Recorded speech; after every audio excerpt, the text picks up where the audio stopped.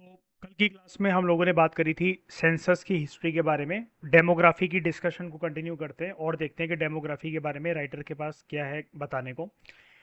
Demographic data ना important होते हैं, जैसा कि मैंने आपको बताया था इनकी इंपॉर्टेंस है ना। ये इंपॉर्टेंट होते हैं प्लानिंग के लिए, स्टेट की पॉलिसीज़ को इम्प्लीमेंट करने के लिए। अब इस चीज़ में हमें कोई दिक्कत नहीं होनी चाहिए। क्यों नहीं होनी चाहिए? क्योंकि ये चीज़ मैंने कल बहुत डिटेल में बताई थी कि अगर पॉपुलेशन से रिलेटेड डेटा सरकारों के पास रहेगा तब वो इफेक्टिव तरीके से जो है वो पॉलिसी को बना सकते हैं, है ना। अगर इफेक्टिव तरीके से पॉलिसी का इम्प्लीमेंटेशन करना है तो वाइसी वर्सा वही वाली चीज़ है कि एक डेटा होना चाहिए, कि मतलब data, facts, numbers, figures, percentages, ये सारी चीज़ें अगर अवेलेबल है, कुल मिला के डेटा अगर अवेलेबल है तो इसकी वजह से एक बेटर पॉलिसी बन सकती है। ठीक है, कि अगर देखा जाए डेटा अगर ये रिवील कर दे कि पॉपुलेशन के अंदर यंग एज ग्रुप की संख्या बढ़ेगी तो पॉलिसी किस हिसाब से बनेगी कि यार देश में हेल्थ केयर फैसिलिटी बहुत अच्छी होनी चाहिए, यंग लोग हैं तो एजुकेशन बहुत अच्छी होनी चाहिए ताकि वो इकोनॉमी का आगे चलकर पिलर बन सकें। ठीक है, इसके अलावा उनके हेल्थ एंड न्यूट्रिशन दोनों पे फोकस करने की ज़रूरत है। फिर ये कल को यूथ बनेंगे तो इनको स्किल्स, एजुकेशन के साथ साथ स्किल्स देने की ज़रूरत है। ये सारी चीज़ें तब पॉसिबल हो पाएंगी अगर ये पता लग जाए डेटा से, नंबर से, फैक्ट से, डेमोग्राफी से कि यंग एज लोगों की संख्या ज़्यादा है एक पर्टिकुलर कंट्री में। ठीक है, तो ये हमें हेल्प करता है जब हमारे पास ये नंबर आता है कि डेमोग्राफी के नंबर जब हमारे पास आते हैं कि प्लानिंग अच्छे तरीके से हो, स्टेट की पॉलिसीज अच्छी तरीके से इंप्लीमेंट हो। ठीक है, specially with regard to economic development और जनरल पब्लिक वेलफेयर के लिए। ऑब्वियसली बात है, कोई भी पॉलिसी जनता के लिए तो बनेगी, है ना। तो और इकोनॉमी की डेवलपमेंट के लिए। ठीक है, और इकोनॉमी की डेवलपमेंट कैसे कि हमें लोगों की एक तरीके से income, standard of living, basic skills को निखारना होता है। तो जब इनकम लोगों की बढ़ेगी तो डेफिनेटली डायरेक्टली और indirectly they will contribute to the economy, because economy को चलाने वाला अल्टीमेटली है कौन? इकोनॉमी को चलाने वाले अल्टीमेटली लोग ही तो हैं। लोगों की इनकम बढ़ेगी तभी तो इकोनॉमी आगे बढ़ेगी। ठीक है, अब जब ये पहली बार ये कंसेप्ट आता है, सबसे पहले जब ये फर्स्ट टाइम इमर्ज हुआ ये कंसेप्ट, कौन सा कंसेप्ट की बात कर रहे हैं हम लोग? सोशल स्टैटिस्टिक्स का कंसेप्ट जब पहली बार इमर्ज हुआ, ठीक है, तो इससे सोशियोलॉजी की राह में एक नया चेंज आया। ठीक है, कि सोशियोलॉजी एज अ सब्जेक्ट के अंदर एक नया, आप कह सकते हो कि परिवर्तन आया। ठीक है, जैसे एक टर्म यूज करने जा रहा हूं मैं यहाँ पर, यहाँ लिखी हुई है एग्रीगेट स्टैटिस्टिक्स। ठीक है, एग्रीगेट स्टैटिस्टिक्स, एक बात सुन लो।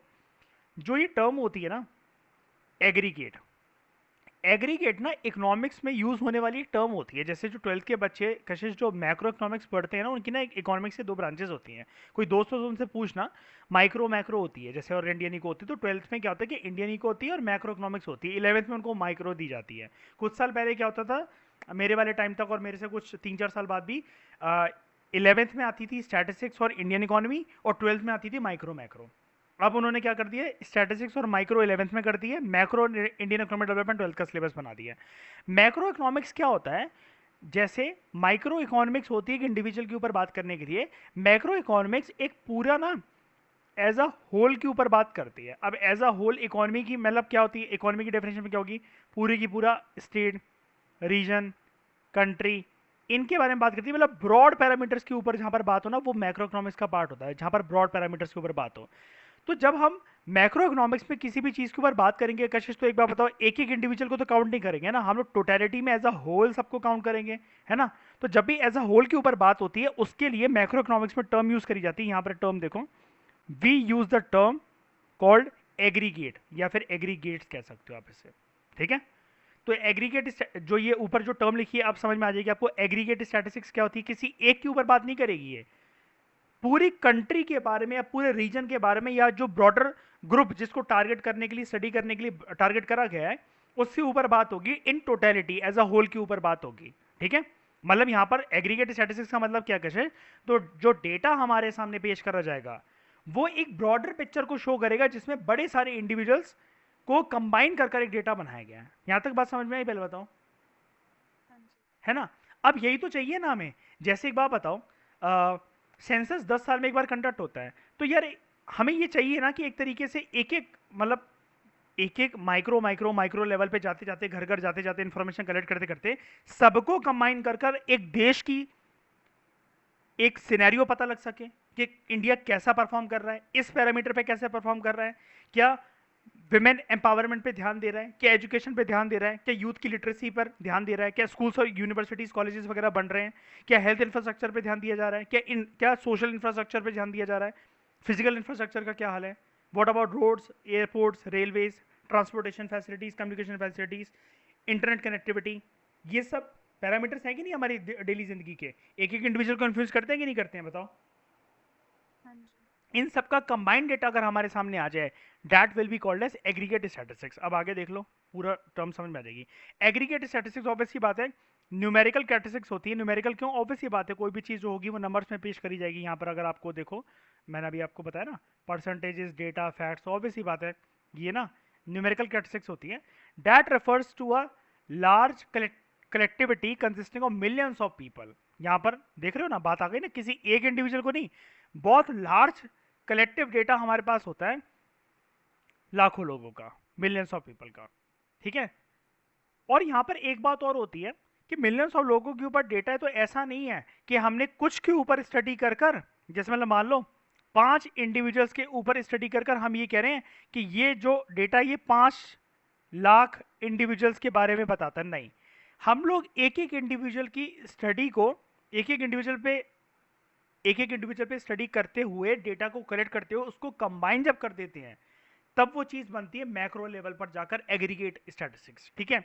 तो इसलिए ये हमें ना एक तरीके से कॉन्क्रीट और बहुत ही ज्यादा एक स्ट्रॉन्ग आर्ग्यूमेंट प्रोवाइड करता है कि किस तरीके से किसी भी कंट्री, रीजन या जगह पर एक सोशल फिनोमेना एग्जिस्ट कर रहा है। अब आप कहोगे यार ये बता दो मुझे, ये सोशल फिनोमेना क्या होता है? सोशल फिनोमेना का मतलब कोई भी जो एक उस रीजन के अंदर चेंज विटनेस्ड है, कुछ भी, जैसे अभी मैंने आपको बताया कि वहां पर ओल्ड एज लोगों की संख्या ज़्यादा है, क्या इस जगह पर किसी तरीके का कोई पेंडेमिक है, क्या यहाँ पर किसी तरीके की कोई डिसीज है, मतलब डिसीज फैली हुई है इस कंट्री के अंदर, इस रीजन के अंदर, क्या वहाँ पर यंग लोग जो हैं काफ़ी ज़्यादा बेरोजगार हैं, वो अनएम्प्लॉयड है क्या, ठीक है, अनएम्प्लॉयमेंट की सिचुएशन काफ़ी ज़्यादा है क्या। ये सोशल फिनोमेना है, मतलब सोशल फिनोमेना मतलब समाज की स्थिति को दिखाए, जो कुछ भी चीज़ ए से लेकर जेड तक कोई भी इवेंट, उसको कहते हैं सोशल फिनोमेना, ठीक है, सोशल फिनोमेना। अब स्टैटिस्टिक्स किसी भी लेवल पर हो सकते हैं ना कशिश, वो कंट्री लेवल पे भी हो सकते हैं, वो स्टेट लेवल स्टैटिस्टिक्स भी हो सकते हैं कि नहीं हो सकते हैं, ठीक है। लाइक क्या कह रहा है वो, like the number of deaths पर थाउजेंड, ठीक है, ये भी एक सोशल फिनोमेना है। सोशल फिनोमेना मतलब कि हर 1000 में से कितने लोगों की डेथ हो जा रही है, जिसको हम लोग नॉर्मल लैंग्वेज में क्या बोलते हैं, डेथ रेट, ठीक है। अब ये डेथ रेट आया कैसे? क्या सिर्फ 1000 लोगों के ऊपर स्टडी कर कर, भाई कल को 1000 लोग मर गए, उनके ऊपर केस स्टडी चल रही थी, 1000 के 1000 मर गए, आपने डिक्लेयर कर दिया इस कंट्री का डेथ रेट 100% है। इसका मतलब समझ रहे हो आप, मतलब अगर आप एग्रीगेट जोड़ना नहीं जानते हो, एक ही इंडिविजुअल के ऊपर स्टडी कर कर फिर आप एग्रीगेट डेटा इकट्ठा ना करो, तो 1000 लोगों के ऊपर स्टडी करके आप तो ये बोल दोगे इस कंट्री का जो डेथ रेट है वो तो 1000% है। तो आप समझ रहे हो क्या बोल क्या रहे हो ये स्टेटमेंट देते हुए, कि इस कंट्री को जीत, जो इस कंट्री में पैदा होगा उसको मरना निश्चित है जल्दी, वो मरेगा ही मरेगा, इस कंट्री में कोई है ही नहीं। नहीं नहीं नहीं नहीं, डेथ रेट मतलब क्या होता है, डेथ रेट एक ना आंकड़ा होता है हमारे पास, जिससे ना एक एवरेज निकाला जाता है कि हर 1000 में से कितने लोगों की डेथ हो रही है, नंबर ऑफ डेथ्स पर थाउजेंड पॉपुलेशन, पर थाउजेंड। अब एक तरीके से इसलिए निकाला जाता है ताकि एक एवरेज फिगर निकल जाए। लेकिन एक मैं आपको एक वैसे एक बात बता रहा था कि ऐसा तो नहीं करोगे ना आप कि 1000 लोगों के ऊपर केस स्टडी आपने करी, मान लेते कि किसी केस स्टडी के अंदर 1000 में से 1000 लोग, मतलब क्या कहते हैं, वो मर गए, ठीक है। आप सॉरी, पूरी कंट्री को थोड़ी ना बोल दोगे कि इस में मैंने 1000 लोगों के ऊपर स्टडी करी थी और डेथ रेट का जो आंकड़ा है वो भी यही कहता है कि नंबर ऑफ डेथ्स पर थाउजेंड पॉपुलेशन, तो इस कंट्री के अंदर डेथ रेट 100% है। अरे यार, 1000 तो सिर्फ आपकी केस स्टडी का पार्ट था ना। और ये जो आपके दिमाग में अगर डाउट है ना कि ये 1000 हम लोग क्यों लेते हैं नंबर, ये क्यों लेते हैं, ये सिर्फ ना एक ब्रॉडर पिक्चर को कवर करने के लिए, ब्रॉडर पिक्चर को कवर करने के लिए। यार एक नॉर्मल लैंग्वेज की बात बताता हूँ आपको यार, हम लोग ये बोलते नहीं है मैं लाखों में एक हूँ, मैं करोड़ों में एक हूँ, है ना। अब यहाँ पर क्या होता है, एक ब्रॉडर पैरामीटर ही तो लिया जा रहा होता है, और क्या लिया जा रहा होता है बताओ, कि पूरी दुनिया घूम ली क्या आपने, जस्ट बिकॉज चार लोगों में से एक जना अगर आपको अच्छा लग रहा है तो आपको वो बेस्ट लगता है। ये तो कोई लॉजिक नहीं हुआ ना। या अगर वो खराब है तो भाई इस दुनिया में कोई अच्छा नहीं होता, कोई लॉयल नहीं है, सब कमीने हैं, हटाओ सबको, ये भी कोई बात नहीं है। 1000 is just taken for the reference, it is a reference number. आने वाले चैप्टर्स में आपको क्लियर हो जाएगा वाई 1000 या फिर अलग अलग रेट को पता लगाने के लिए ये नंबर क्यों यूज होते हैं, ठीक है। लास्ट क्वेश्चन अगर आपने सेंसस के बारे में लिख लिए होंगे, उसी के आगे कॉपी अगर आपके बगल में हो तो जल्दी फटाफट नेक्स्ट क्वेश्चन लिखो। बोलूं?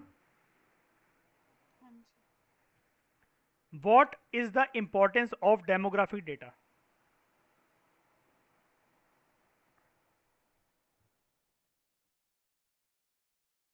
What is the importance of demographic data? ये छोटा क्वेश्चन है क्योंकि आप देख रहे होगे थर्ड, मतलब ये लास्ट पैराग्राफ में इसके बारे में कोई बहुत ज़्यादा डिटेल नहीं है अवेलेबल। देखा हुआ ना, demographic data are important for planning implementation state policies. लेकिन ये वेलफेयर वाले पॉइंट तक आते आते ये वाला आंसर खत्म हो जाता है।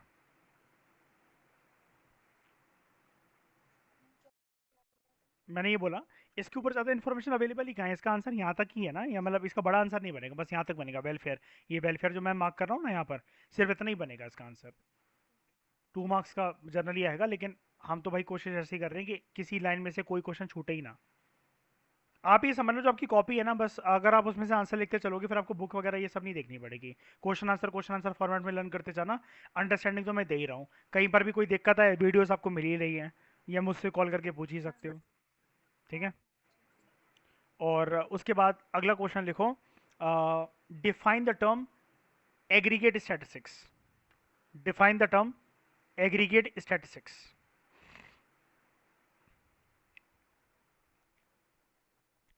ठीक है। हाँ जी। अगला लिखो, अब देखो जहां पर छोटा सा पार्ट दे रखा था लेकिन इसकी डेफिनेशन तो हमें फिर भी बताई दी ना। Define death rate. Define death rate क्या होता है? नंबर ऑफ, यहाँ पर यहाँ से शुरू है इसका आंसर, पेज नंबर 10 से, नंबर ऑफ डेथ्स पर 1000 पॉपुलेशन। अब ये कभी कभार अगर क्वेश्चन आ जाए ना ऐसा, इसलिए बता रहा हूँ ये ऐसे, ये कि number death rate is defined as number of deaths per 10 population, 100, 1000, 1 lakh. अगर ऐसा कोई एमसीक्यू आ जाए तो इसका आंसर क्या होगा? Option C, 1000। कि कितने में से मतलब ये निकाला जाता है ना। अब ये भी तो सोचने वाली बात है ना, कि यहाँ पर भी तो कंफ्यूजन हो सकती है, 10 में से, 100 में से, 1000 में से, 10,000 में से, 1 लाख में से, 10 लाख में से, करोड़ में से, कितने में से? 1000 में से, पर 1000 में से निकाला जाता है, ठीक है। हाँ जी। निकलता कैसे है, डेथ रेट आता कैसे है? देखो आगे देखो, it is a number that is made up by aggregating. Aggregating मतलब आपने सबको एड ऑन कर दिया, किस चीज को?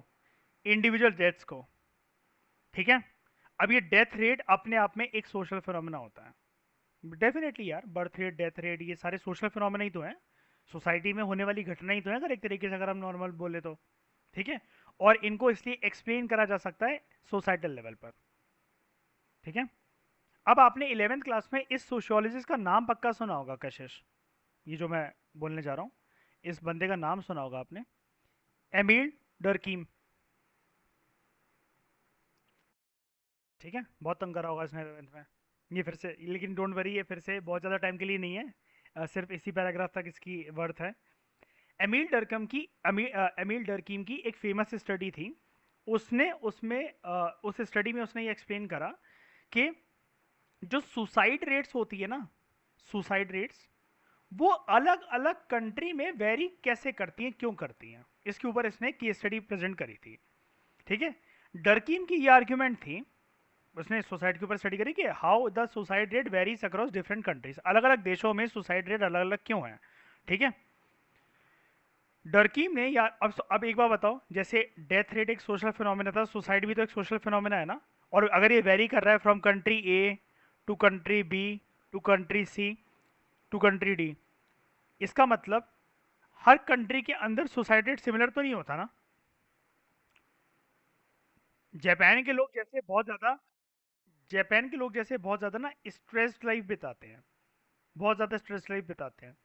दे want to finish their work as soon as possible, बहुत ज़्यादा स्ट्रेस लाइफ बिताते हैं। तो वहाँ पर ना अ, अगर काम टाइम पे ना हो या कुछ भी ना हो तो बंदा इतना स्ट्रेस हो जाता है कि यहाँ पर ना suicide is a normal phenomena in Japan, पता है? जापान के अंदर suicide is a normal phenomena. India में क्या होता है? इंडिया में बॉलीवुड गाने सुनकर अपने जख्म भरे जाते हैं। सुसाइड रेट है यहाँ पर, लेकिन कंपेयर अगर करें ना, जैसे मतलब मुझे पता है, अगर आप अभी देखो, अभी 12th में तो आपको इतना मतलब जैसे नहीं पता होगा दूसरी कंट्रीज का सिनेरियो जानने की हमें ज़रूरत भी नहीं है, हमारे किसी एग्जाम में काम नहीं आने वाला। लेकिन जो जो जहाँ जहाँ से मैंने अभी तक इन्फॉर्मेशन इकट्ठी करी है, इंडिया के अंदर सुसाइड रेट इतना ज़्यादा प्रोमिनेंट नहीं है जितना बहुत ज़्यादा वेस्टर्न कंट्रीज, यूरोपियन कंट्रीज, यहाँ पे जापान जैसी कंट्री के अंदर है। वहाँ पर इतनी ज़्यादा स्ट्रेस लाइफ स्टाइल है कि लोग आगे तो बहुत बढ़ गए, पैसा तो उन्होंने बहुत कमा लिया है, लेकिन हल्का सा डिस्टर्बेंस अगर उनकी लाइफ में आए, सीधा के सीधा उनको एक चीज़ सताती है, depression, and ultimate result is suicide. Suicide के बारे में डोंट वरी, हम लोग साइकोलॉजी में पूरा का पूरा एक टॉपिक कंप्लीट करेंगे साइकोलॉजिकल डिसऑर्डर के अंदर, ठीक है? डरकीम ने आर्ग्यू करा कि जो रेट ऑफ सुसाइड है, that is number of suicides पर 1 लाख पॉपुलेशन। अब देखो सुसाइड का आंकड़ा कितने में कैलकुलेट होता है? पर 1 लाख पॉपुलेशन। इसके पीछे वो ये कहता है कि सोशल कॉजेज ही तो रिस्पॉन्सिबल हैं। अगर ये एक सोशल फिनोमेना है तो इसके पीछे सोशल कॉजेज ही तो रिस्पॉन्सिबल हैं। मुझे एक बात बताओ, बिना किसी समाज के क्या इंडिविजुअल की लाइफ में ऐसी परिस्थिति बन सकती है कि वो सुसाइड करे? आप अगर आज तक किसी पर्सन से मिले नहीं, घर से बाहर नहीं निकले, ठीक है, आपने जाना नहीं कि मतलब यार ये रिलेशनशिप टूटना और ये मतलब रिलेशनशिप और ये फ्रेंडशिप टूटना, फ्रेंडशिप बनना, लोगों का छोड़ के चले जाना, अकेले रह जाना, दोस्ती यारी की रेलेवेंस, अकेले रहने का दर्द, ये सब आप मतलब मान लो कि आपने कभी महसूस करा ही नहीं। जैसे गौतम बुद्ध कभी बहुत टाइम तक याद है अपनी हवेली से कभी बाहर नहीं निकले थे, है ना? क्या आपको फिर सुसाइड जैसी कोई चीज सताएगी? किसी बच्चे को जैसे घर रखा जाता है, जब तक वो चल नहीं पाता 1 डेढ़ साल तक, वो करके वो बोलता है क्या रोते रोते, यार मुझे डिप्रेशन सा फील हो रहा है, सुसाइड करने का मन कर रहा है? नहीं ना, जाना ही नहीं होता उसने, क्योंकि अभी वो सोसाइटी में इन्वॉल्व ही नहीं हुआ है। तो सुसाइड को हमेशा सोशल कॉजेज के कंटेक्स्ट में एक्सप्लेन करा जा सकता है। अब आप मुझसे ना, आपके दिमाग में एक चीज आ सकती है अगर आप इसको ध्यान से देखो, कि यार आप कह रहे हो कि सोशल कंटेक्स्ट में सोसाइटी के कॉजेज डेवलप होते हैं, कि मतलब सोसाइटी के कंटेक्स्ट में एक इंडिविजुअल के लाइफ में रीजंस बनते हैं कि वो सुसाइड करे। आप मुझसे कह सकते हो कि आप ये कह रहे हो। आर्ग्यूमेंट आपकी ये हो सकती है कि ऐसे तो फिर मतलब क्या कहते हैं, कोई सोसाइटी में अगर जाके इन्वॉल्व ना हो तो फिर वो अकेलेपन का शिकार होकर भी फिर वो सुसाइड करने का उसका मन कर सकता है कि मैं तो अकेले रह गया। लेकिन एक बात बताओ, अकेले रह गया ये जो फीलिंग आ रही है, ये in the context of society तो आ रही है कि आप किसी को तो देख रहे हो ना कि कोई अकेला नहीं है, और उसके कंपैरिजन में आपका इतना ग्रुप नहीं है, तभी तो आपको अकेला फील हो रहा है। ये भी तो बात है ना। एक बच्चे को तो नहीं होता अकेलापन फील, एक छोटा बच्चा होता है उसको तो नहीं पता होता कि भाई, जब उसके लेकिन दोस्त बन जाते हैं, छोटा बच्चा है कोई, उसके दोस्त बन, अभी वो चल नहीं पाता, ठीक है, उसको कोई नहीं पता कि सोशल ये मतलब बाहर दोस्ती आ रही है और ये सब मतलब ये क्या होता है, तो उसको घर पे 1 डेढ़ साल तक आप बिठाओ, कोई दिक्कत नहीं है। बच्चा थोड़ा सा बड़ा हुआ, 6 7 साल 10 साल का हुआ, उसके दोस्त हैं बहुत सारे, वो बहुत फेमस है अपने दोस्तों के यहाँ, दोस्तों के ग्रुप में। मम्मी उसको नानी के घर ले गई, दादी के घर ले गई गर्मियों की छुट्टियों में 1 2 महीने के लिए, चिड़चिड़ाएगा कि नहीं चिड़चिड़ाएगा? मुझे नहीं जाना, मुझे अपने दोस्तों के साथ खेलना होता है ना, ये तो टाइम होता है, फिर स्कूल चलते हैं और ये हमने बहुत सारे प्लान बनाए थे, हम ये करेंगे वो करेंगे, यहाँ जाएंगे वहाँ जाएंगे, ऐसे खेलेंगे, है ना? यहाँ पर क्या है कि पर्सन जो चिड़चिड़ा रहा है, क्यों चिड़चिड़ा रहा है? सोशल कॉज ही तो रिस्पॉन्सिबल है उसके लिए, दोस्त दोस्त वन ऑफ द रीजन है ना, ये चीज़ है, ठीक है? तो हमेशा सुसाइड को आप सोशल कॉजेज के कंटेक्स्ट में ही एक्सप्लेन कर सकते हो कि सोसाइटी के हमेशा सोशल कॉजेज होते हैं, ठीक है? इवन दो, वो खुद भी बोल रहा है बाद में, वो देखो एक बहुत अच्छी एक बैलेंस कंक्लूजन भी दे रहा है, इवन दो हर एक पर्टिकुलर जो केस होता है सुसाइड का, इट मे हैव इन्वॉल्व कुछ रीजन स्पेसिफिक बंदे की लाइफ में हो सकते हैं, वो अलग बात है कि उस इंडिविजुअल की लाइफ में क्या परिस्थितियां थी, क्या सरकमस्टांसेस थे, वो एक रोल है। लेकिन वो रोल जो परिस्थितियां बनी, वो बनी तो समाज की वजह से ना, जिस समाज में वो रह रहा था या रह रही थी, है ना? समझ गए? तो लिख लो, क्वेश्चन लिख लो अगला। How the phenomena of suicide, how the phenomena of suicide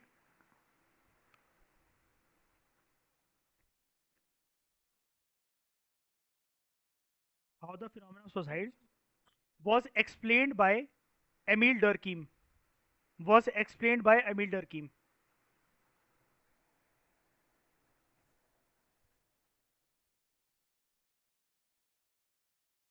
अब ये क्वेश्चन कभी ऐसा नहीं बन सकता, ध्यान से सुनना, कि who conducted our research on suicide. तो अब हमारी बुक के अकॉर्डिंग एमिल डर्किम की स्टडी है सुसाइड के ऊपर, भाई सुसाइड के ऊपर आप और मैं रिसर्च कंडक्ट नहीं कर सकते क्या? है ना? तो ये कोई वो वाली बात नहीं है, लोग ना मतलब कुछ भी मतलब क्वेश्चन बनाने बैठते हो कुछ भी बनाने लग जाते हैं फिर वो क्वेश्चन। ये तो तुम्हारी बुक के अकॉर्डिंग है ना कि यार मतलब सुसाइड का ये चीज़ होती है वो नहीं होती है ना। तो कभी कभार वही कह रहा है लास्ट पैराग्राफ हमारा कंक्लूजन का, समटाइम्स एक ना डिस्टिंक्शन डिफरेंशिएशन एग्जिस्ट करता है, it is made between formal demography and a broader field of population studies. ठीक है, कि एक बहुत वो कहता है कि एक ना थोड़ा सा माइन्यूट डिफरेंस एग्जिस्ट करता है फॉर्मल डेमोग्राफी में और एक ब्रॉडर फील्ड जिसमें पॉपुलेशन की स्टडी बहुत हाई लेवल पर होती है। ठीक है, बहुत हाई लेवल पर होती है इसका मतलब क्या, अभी मैंने आपको बताया ना, मैक्रो लेवल पर, एग्रीगेट लेवल पर। ठीक है, तो सबसे पहले बात करते हैं फॉर्मल डेमोग्राफी की, है ना। फॉर्मल डेमोग्राफी की हमने दो टाइप की डेमोग्राफी करी थी ऊपर, अगर आपको याद हो, मैंने करवाई थी। तो उसमें हाँ, तो वो कहाँ दे रखा था, किस पैराग्राफ में था वो, ये रहा। There are varieties of demography. तो हमने पढ़ा था ना फॉर्मल डेमोग्राफी, ठीक है, जिसकी स्टडी लार्जली क्वांटिटेटिव होती है ना।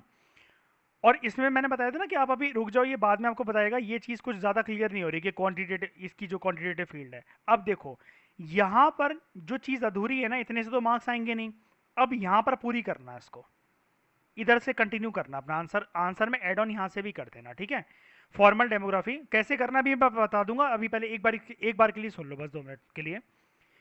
फॉर्मल डेमोग्राफी जो है, it is primarily concern with measurement and analysis of the components of population change. जनता के ट्रेंड में जो भी चेंजेस आ रहे हैं उनकी मेजरमेंट करना, उनकी एनालिसिस करना, ये है फॉर्मल डेमोग्राफी। अब एक बार बताओ, मेजरमेंट करना है, एनालिसिस करना है, कोई एक्सपर्ट लेवल के लोग ही कर सकते हैं ना, इसलिए तो उसको फॉर्मल बोला गया है ना। आप और मैं जाके थोड़ी ना कर लेंगे, हमें कैसे पता कि यार पॉपुलेशन को स्टडी करने के लिए क्या क्या पैरामीटर, कैसे बात करनी होती है, क्या क्वेश्चन यार होना चाहिए, क्या रिसर्च क्वेश्चन होना चाहिए, पहले हमारी ट्रेनिंग तो हो ना, कोई ट्रेनिंग करवाए तब जाकर। अगर आपसे कोई बोले कशिश कि दिबांग और कशिश जाकर ना सेंसस 2021 का 2022 का पार्ट बनेंगे, हमें क्या पता क्या करना है भाई दूसरों के घर जाके। हम तो जान पहचान वालों के घर चले जाएंगे, उनसे पूछेंगे जिनके बारे में जानती है, या ये पता चला हम तो अपने मन से ही लिख डालें किसी के बारे में कुछ भी। ठीक है, तो इसका जो फोकस है, ठीक है, ये फॉर्मल डेमोग्राफी का जो फोकस होता है, it is on quantitative analysis. अब बात क्लियर हो गई वो जो ऊपर थी, क्वांटिटेटिव एनालिसिस। क्वांटिटेटिव का मतलब क्या है, मेजरमेंट प्लस एनालिसिस।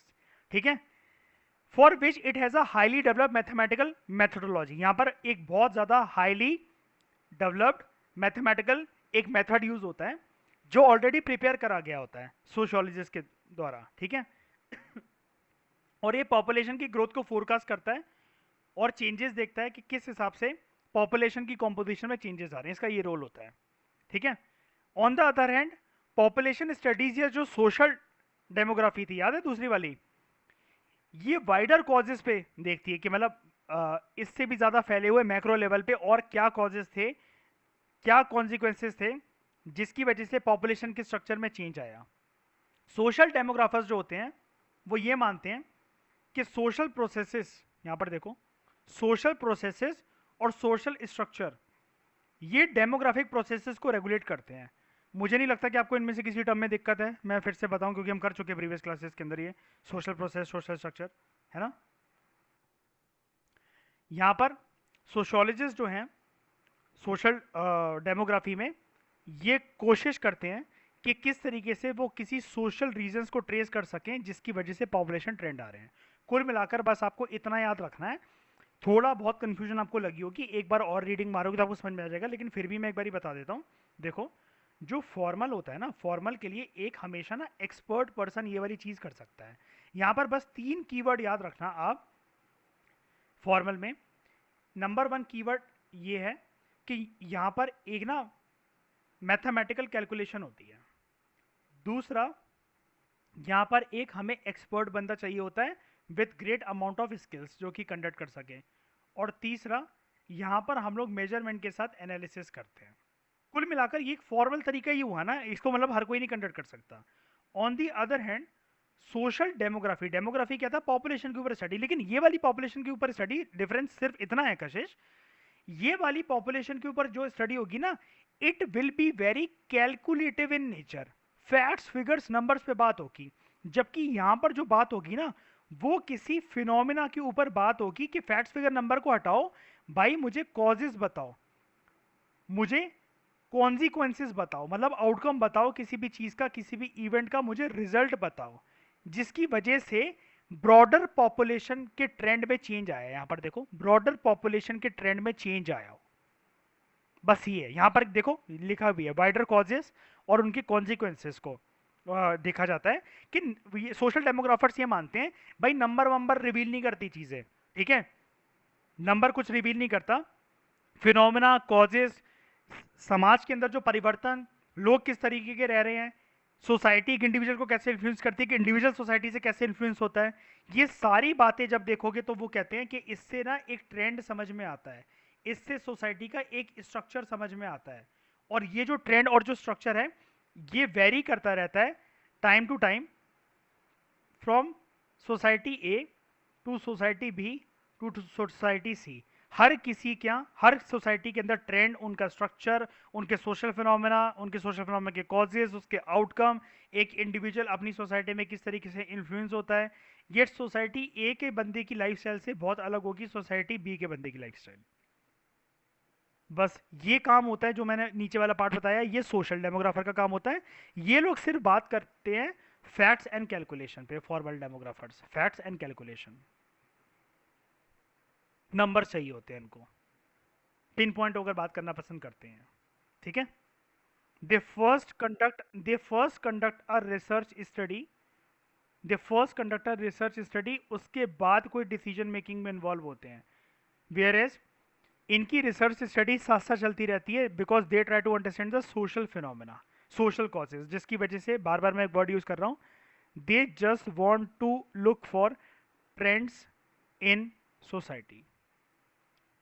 और ट्रेंड्स किसके लिए ट्रेंड्स, द पॉपुलेशन ट्रेंड्स। तो आई होप आपको ये जो डेमोग्राफी का फंडा है मैंने बहुत डिटेल में करवा दिया, ये आपको समझ में आया होगा। तो एक बार आप एक और क्वेश्चन यहीं पर लिख लो, या फिर उसी के अंदर जो मैंने लिखवाया था डिफरेंशिएट करके लिखवाया था, आई थिंक मैंने आपको, या टाइप्स ऑफ, है ना। तो वो क्वेश्चन नंबर एक बार चेक करो कौन सा क्वेश्चन नंबर है आपका, उसी में फिर ये वाला ना, ये वाला आंसर का पार्ट ऐड ऑन कर लेना। पहले बताओ मुझे जरा, देखना वो कौन सा क्वेश्चन आपने बनाया था फॉर्मूला और वो वाला, ये वाला आपने बनाया होगा ना, कहाँ गया,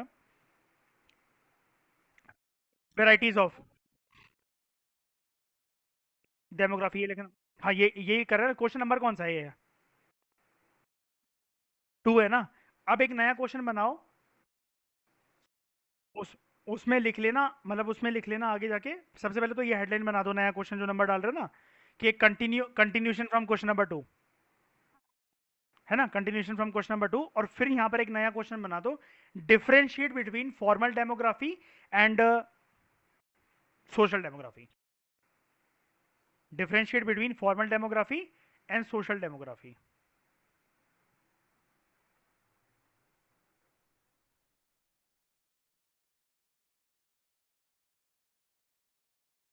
तो ये आपका वो चीज़ हो जाएगी complete.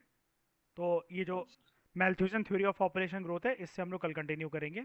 Thank you very much.